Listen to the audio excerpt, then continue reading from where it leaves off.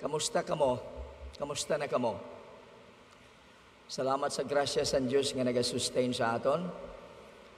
Salamat sa grasya sa Diyos nga nag-strengthen sa aton sa tinion sa aton kaluyahon. Salamat sa Diyos kag siya grasya nga nag-supply sa aton mga kinanglanon sa adlaw-adlaw nga tanan.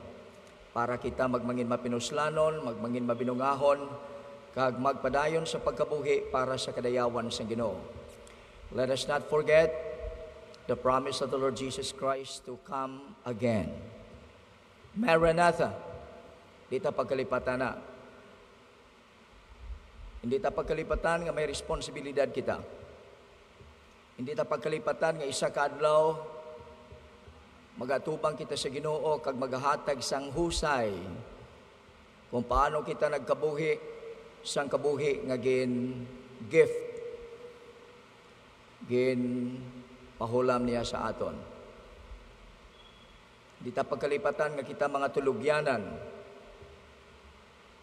sang madamo lang nga mga bagay.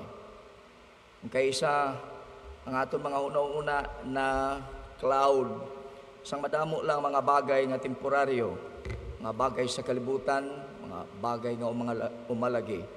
Nalipatan ta nga may responsibilidad kita. Sa karon nga aga, in line sa aton nga gina-emphasize sa sining nga bulan, i-emphasize tagid. Kaya ang kalibutan, grabe nila emphasis sa romantiko nga klase sang pagigugma. Pagigugma nga, hindi actually pagigugma, kundi lust, kailigbon. So let me invite your attention this morning to the letter of the Apostle John. And let's read 1 John chapter 3, 11 through 17. 1 John chapter 3. Pangabayon ta kamo sa pagtindog as we read the passage. Wala kita dra sa tubangan.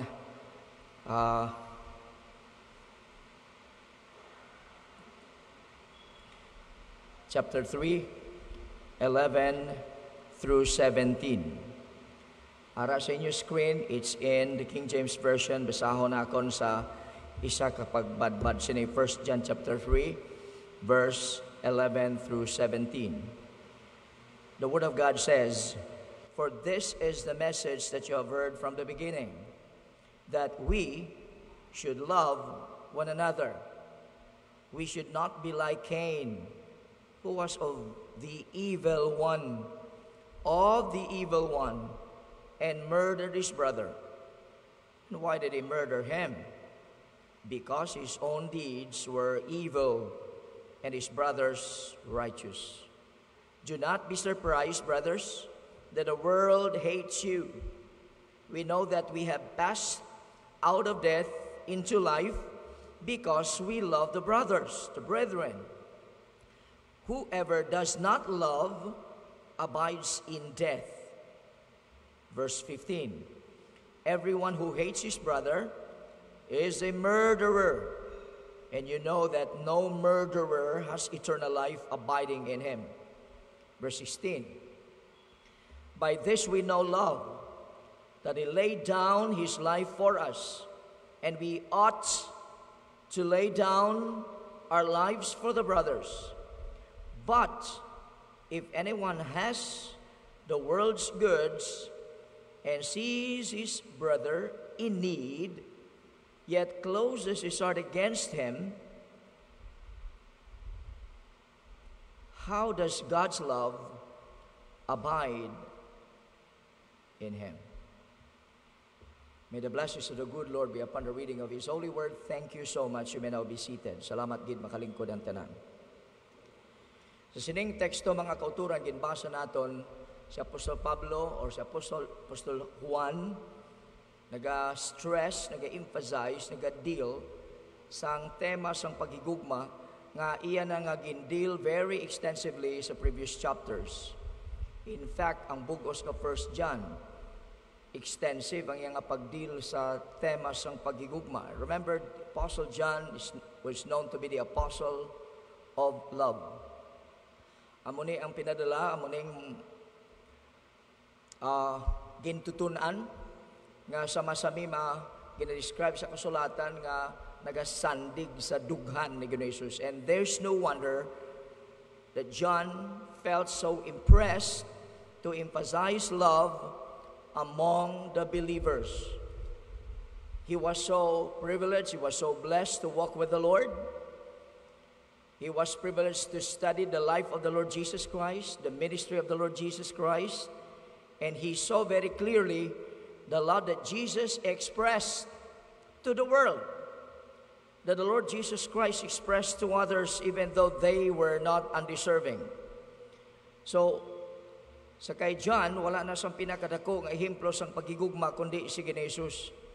Ang ehemplo nga kinahanglan sundon sa tagsa-tagsa niya ka mga subulunod. Jesus did not just speak of love. He exemplified love. He was always moved with compassion. Samtang siya mga kauturan, pila ka mga beses na basahan natin sa Gospels that he was moved with compassion as he witnessed the multitudes scattered as sheep without a shepherd. Pagi sa iya nga pagigugma, ginpang-ayo niyang mga masakiton, iya nga ginpakaon ang mga ginagutom, iya ginabatak, gina-encourage ang mga masinulubon, kag ultimately, ginatag niya kaugalingon sa krus ng Kalbaryo, nagpanginmatay para sa mga makasasala, para sa aton nga mga makasasala. He gave His life so we might have life and have it more abundantly. So, samtang kita nagasunod sa paghigugma o kung sa ehemplo ni Ginoong Hesus sa paghigugma, and as we seek to listen, heed attentively to the words of the Scriptures, to the words of John most particularly, we too must be willing to put our love into action. It's but easy to talk about love. It is easy to express concern for the pressing needs of others in our day, but the challenge is in the matter of putting our love into action. So amo nang aton istoryahan sa karon nga aga, our love must not be limited to our conversation. It must compel us to act. Dapat magtulod, magpuwersa na sa aton sa pagbuhat, sa paghimo sa nagakaigo nga buhat. So let's consider the following challenges that the Apostle John would like to teach us this morning.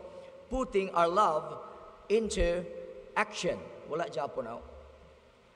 Nasa tubangan ko. Number 1, let's proceed to the first point. The exhortation to love. Si Apostle John, mga kauturan, nagahatag sang mensahe, exhortation sa mga tumuluong nga ginsulatan niya, nga wala yaman gin-specify, nga magpalanggaanay gid sa kadaysa, to love one another. And number 1, his exhortation is a timely exhortation. Anong siling sa verse 11? For this is the message that you heard from the beginning, that we should love one another. So, he is talking to the believers. He is talking to the members of the body of Christ. He is talking to a group of Christians here. Kag ang iyang exhortation, amo ang pagpractice ang pagigugma. This is a very timely exhortation. He is saying that this message is nothing new. Hindi siya bago. He is not sharing a message that they have never heard. Ginasiling niya that from the earliest encounter, their earliest encounter with the gospel, sang naglabot sa ila ang mayong balita, ginwali sa ilang mayong balita. And at that moment, the very moment that they were converted, the beginning of their relationship with the Lord Jesus Christ, they have been commanded, they have been encouraged to do just this, to do this command, to love one another, the command of the Lord Jesus Christ. You know what? Loving one another as members of the body of Jesus is essential to the Christian faith.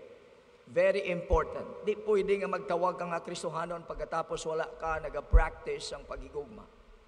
Christian life is nothing sa imo ginaklaim kung wala ka nagakabuhi sa paghigugma. Amo na, tama ka importante na. We cannot just serve the Lord, we cannot just please Him apart from love. Loving others accompanies the experience of salvation. In fact, it is one of the very results of our salvation experience, and that remains a timely exhortation for us today. Amo mana ang kalibutan na punan sang kainit. Kung kaisa ng kaakig kainit, ginadala pa sa iglesia, ginadala pa sa tunga sa mga tumulo mismo. And for sure, we all could love more. And in our day of intolerance, hatred, self-indulgence, too much selfishness, amuning adlaw nga mas labi nga kinanglanon naton ang paghigugma. Ang paghigugma sa anuman nga circumstansya ka sitwasyon, we are never more like the Lord Jesus Christ than we love others. Remember what Jesus Christ said in John 13:34. John 13:34 says, Jesus said, "A new commandment I give unto you." A new commandment. Bagong sugo. Hindi nga bago na nga sa tsimpo, kundi bago sa quality. Anong siling ni Jesus? That ye love one another. Siling niya sa mga gintutunan. As I have loved you. Akong inyo pattern. Ako ang inyo greatest model sa pagigugmaan ay isa kada isa. Pagambal sila ng Ginoong Jesus, nagapaindis-indis sila. Their hearts were filled with pride, arrogance. Sinong mas mataas sa aton? Kung maghari na ang aton nga Lord, ang aton Master, sinong sa wala, sinong sa tuo? Ini si James at si John mo gining gatod.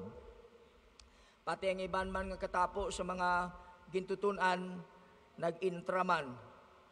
Sila in Jesus Christ, tulukan niyo ko, magpalangganay kamo sa kadaisa, parehas ang paghigugma ko sa inyo. And so ye also love one another. So that's a timely message for us. Second, it is also a tested exhortation. Verse 12, a tested exhortation, not as Cain, who was of the wicked one, of the devil. He belonged to the devil, and slew his brother. And wherefore slew him? Why? Because his own works were evil. Ang iya mga binuhatan malaot. Ang kinaiya sa iya tagipuson malaot. Amuna nga ang iya mga binuhatan malaot man, and his brothers righteous. So very clear from the account, the story in Genesis chapter 4, nga nagnangin envious na hisa si Cain tungod sang pagbaton sa Ginoo sang offering, sang sacrifice ang iya utod pagkatapos ang iya wala. Now here, in this particular passage, the message of love and the expectation associated with it were not new. Hindi bago. Sa ginsulatan ni Apostle John at the time, this was not a new teaching, a new doctrine. Jesus taught as He walked among men. The people of God were always expected to show His love toward others from the very beginning. Amo gina mga kauturan. In fact, wala na sang pinakadako nga sugo, antes pa ang sugo sa indi pagkaon sang bunga, sang kahoy sa pagkilala sa mayo kag malain, kundi ang sugo sa paghigugma sa Dios. Sa bugos nga tagipusoon, sa bugos nga kalag, sa bugos nga enerhiya, sa bugos nga una-una. Kag ina nga paghigugma maga-penetrate sa pagpalanggaan na isang una nga mga tao sa Garden sang Eden. Amuna nga hindi siya bago. That expectation was always there. That expectation was, well, this is a very sad fact, that this expectation was not always honored. Sang naghulog ang tao sa pagpakasala, it didn't it didn't take long for that love to be tested and even resisted. And then ginpanumdum kita ni John kung paano ina gintest sa istorya ni Cain sa pag-murder sa niya utod nga si Abel in that moment of rage and anger, sa kaakig, sa kaugot, kag sa kahisa. Abel showed love for God. Abel showed love for his parents. Abel showed love for Cain. But Cain revealed the nature of his heart. Cain revealed the hatred within his heart. He despised his brother. Why? Para nanay, kabalo na kamo sa rason. Because Abel's sacrifice was accepted by God, and his sacrifice was not accepted by God. Again, we see here that heart is always revealed in time. Pwede mo siya matago at first, pero hindi mo siya matago hasta mentras. Parehas ang ginamos, kung tagoon mo sa baol, primero, medyo hindi magawa ang baho, pero ang ginamos, kumo ginamos, sa ulihi, mabatsagan mo gid ang iya nga pag-stink, ang iya baho, mga kauturan. Ang tagipusoon, sa hindi madugay, magapahayag gid sa ikagalingon. And that's why, siling ni John, nga agin murder ni Cain ang iyang utod nga si Abel, tungod kay malaot ang iya tagipusoon. Kagi napakita kung sino ang nagapanag-iya sa iya. Sino nagapanag-iya sa iya? Ang Ginoo sang kaugot kag sang kaakig. Si Satanas. Si Satanas, mga kauturan. So one can know love. Why kabalo sina si Cain? Kabalo. One can understand God's expectation for love. Wala sina kabalo si Cain? Kabalo. And yet, he chose to refuse to love his brother. Kabalo siya. Hindi lang siya magsunod. Nga aman, ang nagahari sa iya, ang nagapanag-iya sa iya, si Satanas. Sinong gapanag-iya sa aton? Hindi si Satanas, si Ginoong Jesus. And Christ is love. God is love. Tiyan mo na, nga kung may pagigugmas tagipusoon mo, hindi mo na pwede ma-fabricate. Hindi mo na pwede nga matago. It is either present within our hearts from Christ or not. So we cannot just give what we don't possess. If you are a Christian, you should possess love. And if you do possess love, ay kinahanglan i-expressar mo na. Kinahanglan i-give away mo na. Hindi pwede nga hindi. Third, it is a tough exhortation. Verse 13, marvel not, my brethren, if the world hate you.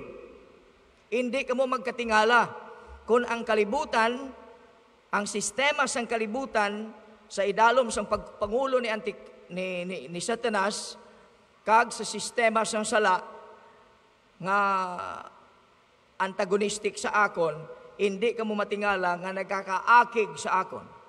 Well, John the Apostle didn't want believers to be ignorant of the evils and the wickedness of the day. Upon conversion,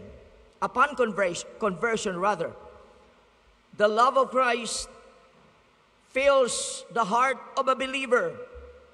And as a believer, you are compelled to show that love because you belong to Him. However, not everyone is happy about your love.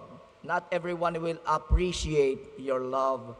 Some will even hate you because of your relationship with Christ. But we can show love to everyone, bisan hindi tanan nagapalangga, hindi tanan nagabaton sina. So really, this should come as no surprise.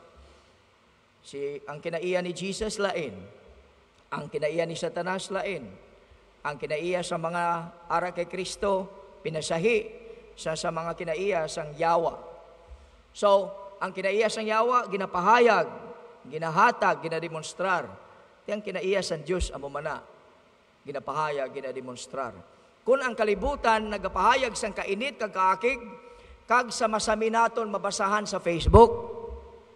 Kung ikaw, anak sa Diyos, dapat ang nagagawa, ang nagakawa sa bibig mo, ang makita sa gesture, sa gawi mo, bisan pang mga mensahe nga ginabutang mo sa social media, dapat hindi iya sang kaugot, hindi sang kainit, hindi sang kaakig. Ba, mabudlay pa kung kaisa kay mga Kristohano, nara pa da.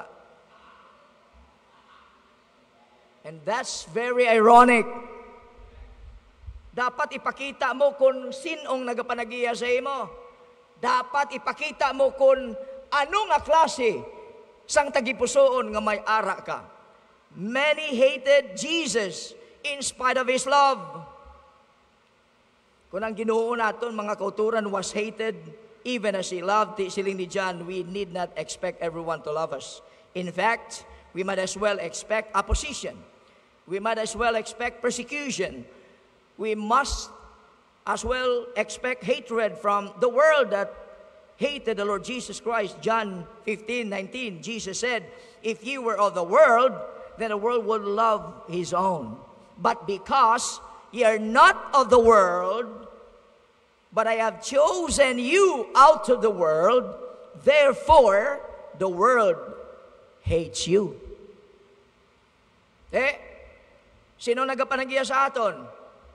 Ang Diyos, si Kristo. Sino nagapanagiya sang ara sa kalibutan? Ang Yawa. So, ari, ang duwa, ka mga importante nga mga kinaiya ginapakita. Ang pagigugma, ang kaakig. Ang ginapakita, ta dapat nagasugid kung sino nagapanagiya sa aton, kag kunano nga klase sang kinaiya nga may ara kita. Ang nagapanagiya sa imo, maga-affect very significantly sang kinaugali nga dapat i-demonstra sa kabuhi mo. Are you a Christian? You should be emulating, you should be following in the footstep of love that Jesus Christ had shown when He was here. Secondly, let's study the revelation in love, not just the exhortation to love, but the revelation in love. Verse 14 and 15, here we discover that love, or the absence of love, will be revealed in the lives that we live. Consider, first of all, it reveals internal character. Verse 14, we know that we have passed from death unto life because we love the brethren. Kabalutan nga, wala na kita. Nag-agi na kita sa kamatayon. Sa pagka-disconnected. Way kang tanan sa Diyos. Ato nina nga past, ato na ina nga nagligad. Pero wala na tada. Paano natin mabalan? He said, we know. We know. Kabalo kita. Hindi lang niya nga daw haka-haka lang. This is based on God's objective revelation. Ginpahayag mismo ini sa Diyos. How do we know that we have passed from death unto life everlasting and unto life abundant? Why? Because we love the brethren. You see the indication. You see the demonstration. He that loveth not his brother abideth in death. Now, that's the very opposite. Kung ikaw nagkakaugot, parehas ang pagkaugot ni Cain kay Abel, ara kapas kamatayon. How is a tree known for? A tree is known for its fruit. Sila ni Jesus Christ, paano makilala ang kahoy? Pagi siya bunga. So those who are born again in Christ will, what? Inevitably possess love for the brethren. Magdemonstra ang pagigugma because we possess love. We cannot help it but to demonstrate that love. So parang natural, naturalmente siya nga kapahayagan. Love is simply flows naturally from the heart of a changed person. Kung tumulo ka, ginbago ka, ang gugmaya naturalmente, awas. Kag nagapahayag sa kabuhi mo. John reveals as love stands as a what? Genuine mark of one's salvation. So, kung ikaw ginapanagihan ni Kristo Jesus, ginapanagihan sa Diyos, di pwede nga wala ka pagigugma sa iban. That love may not be received Mahimo isikway na sa iban, that love may not be reciprocated. Hindi pagbalusan sa iban, but you love anyway. We love nonetheless.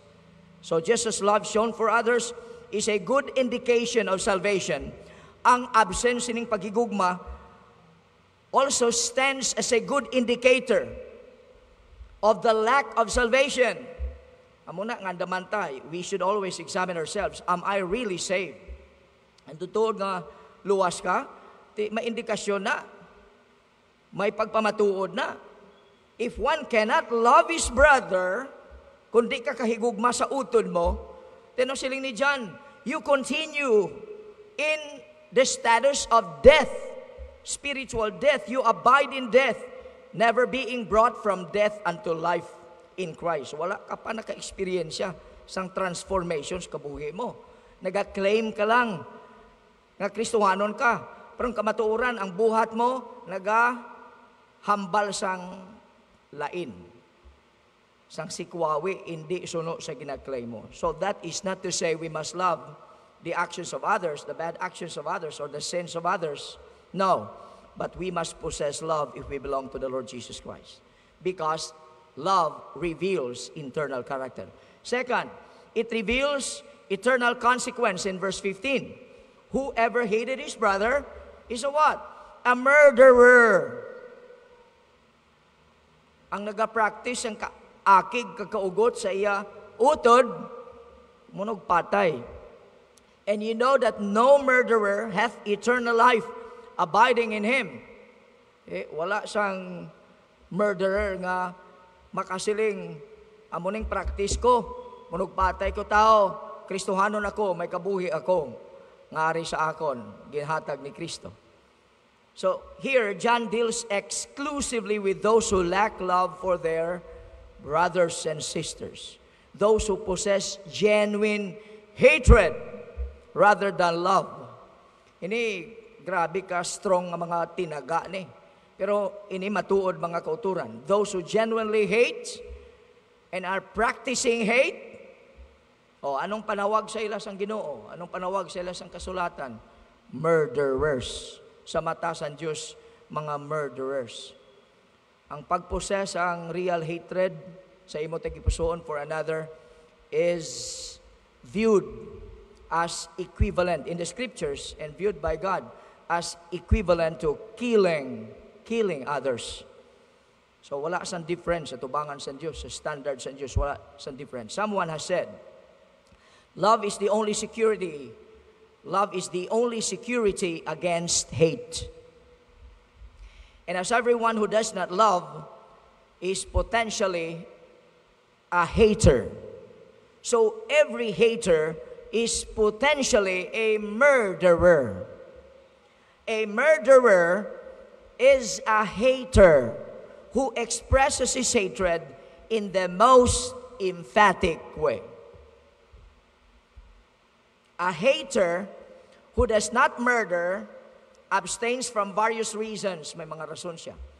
From this extreme way of expressing his hate. But the temper of the two men, the hater and the murderer, is the same. Pareho lang ila temper. Mga kauturan. Amo na nga siling ni Jesus Christ. Siling sang una. Siling something that is said of old, that you love your neighbor as yourself. Pagkatapos, hindi ka mag-commit murder. Thou shalt not commit murder. Ang ginasiling ko sa inyo, siling ni Jesus Christ, kung kakaakig ka sa utod mo, nga wala kausa, guilty ka sang murder. Sino sa aton ang hindi guilty sina?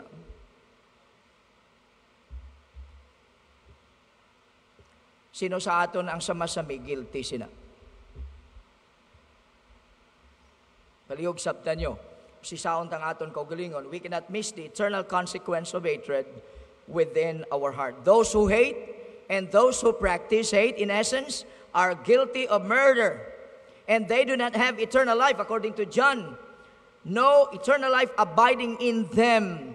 In other words, they have never demonstrated the what? The experience of being born again in Christ. the hatred possessed through the fallen nature was never replaced with the love of Christ. Kaya ang imo kinaiya bilang makasasala, rebelde sa tubangan sa Diyos, kung naka-experience ka sa transformation, pagbago ni Kristo Jesus, pagbago sa grasya sa Diyos, isla na sa pagigugma ni Kristo. Hindi pwede nga ang pagigugma kagakaakig, nagapuyo sila dungan sa isa katagipusoon. Love and hate cannot inhabit the same heart.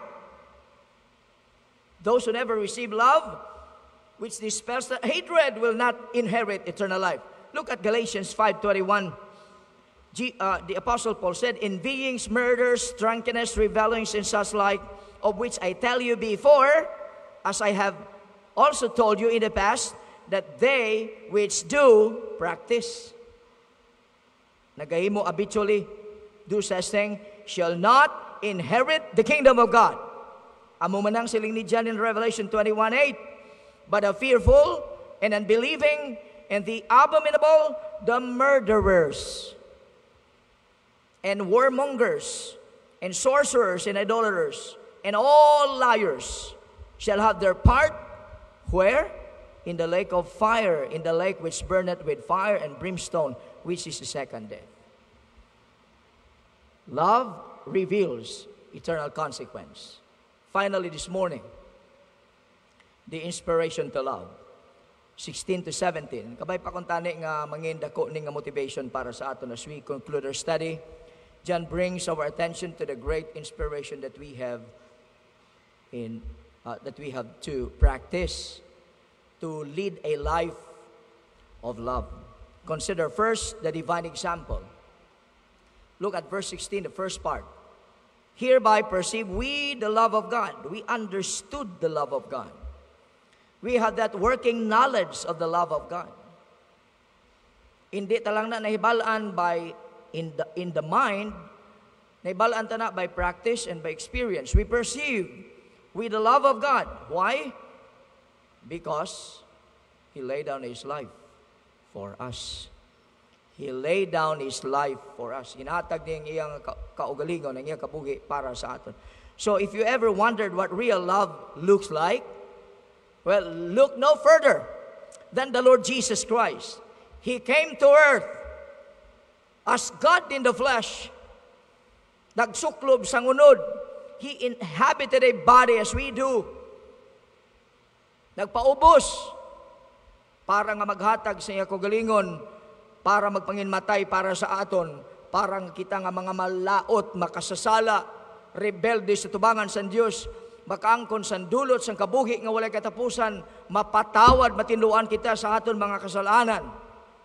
Siya nga Dios, nagtugas ang tanan, nagpakatao, ang Ginoo nga nagapuyo, naga-inhabit sa realms of glory, ginasimba sa mga manugtunda, nagpaubos, siya nga perfecto sa pagkabalaan kag pagkamatarong, nagkari para maghatag sa iya kaugalingon para sa aton nga mga makasasala. Ginhatag niya ang iya kaugalingon para sa aton mga makasasala. Nga kay palangga niya kita. What love Jesus had for us, undeserving sinners. And that challenges my heart this morning. And that also should challenge every heart this morning. Kung may tagipusoon ka, kabay pang ma-challenge ka. Oftentimes, our love is affected by circumstances, by our emotions. Kapos lang gid sa aton ng mga akig. Kapos lang gid sa aton magdumot. Kapos lang gid sa aton mag-hold grudges. Kapos lang gid. And we refuse an effort to forget offenses. Nga kung utang, kapos man lang sa aton magkalipat. Pero kung sala sang iban daw, kabudlay gid malipat. Nga amo na, no? We choose to refuse to forget the pain others have caused us. And we often wear out that feelings on ourselves. Muna nga, hindi ka kabugno. Utod mo na, hindi ka kabugno. Kung kaisa, harap pa na sa balay mo. utod mo, either ginikanan mo o kung asawa or bana mo. That is not the type of love Christ possessed or showed to mankind. Kag nasiguro naton mga kauturan that we have not endured the suffering and the shame that He did. Grabing pagantos niya. Anong ginhimo sa iya? Wala na himo sa aton. Grabing kauyanan niya, nga wala gin patungod sa aton. Kita, jutay dako.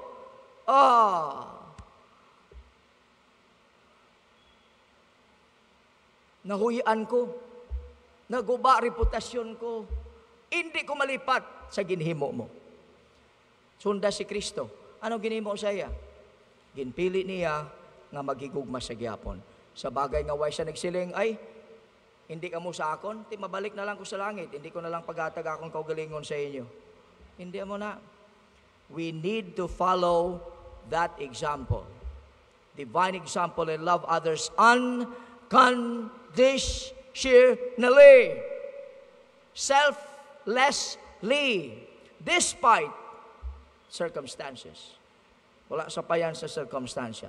Secondly, this is a dutiful expression. And we ought to lay down our lives for the brethren. Daw kabudlay sining statement, mga kauturan, magbaton. This is a very, hard pill to swallow. Pero amo ning divine expectations, amo ning ginapaabot sa aton sa Ginoo as we look to the love of Christ as our model and example. We ought to be inspired to love as He loved. Yatagta kag i-demonstra ng pagigugma. We ought to be willing to do whatever it takes sa ano pang kabilihanan to love one another. We ought to be willing to make any sacrifice necessary para ekspresar ang aton pagigugma sa iban. Basta pagigugma gani may sacrifice gid. Basta pagigugma gani may paghatag gid. Kaya hindi ka pwede kay gugma nga way kagahatag. Because ang pagigugma is an action word. Hindi pwede nga palangga mo ang isa nga way kagahatag. Si Kristo nagpalangga, amo na nga naghatag siya. Palangga mong Ginoo, hatag mong kabuhi mo sa iya. Palangga mong buluhaton si Ginoo, mahatag ka in support para sa buluhaton si Ginoo. Palangga mong utod mo, kay utod mo na sa kay Kristo, dapat willing ka mag-sacrifice.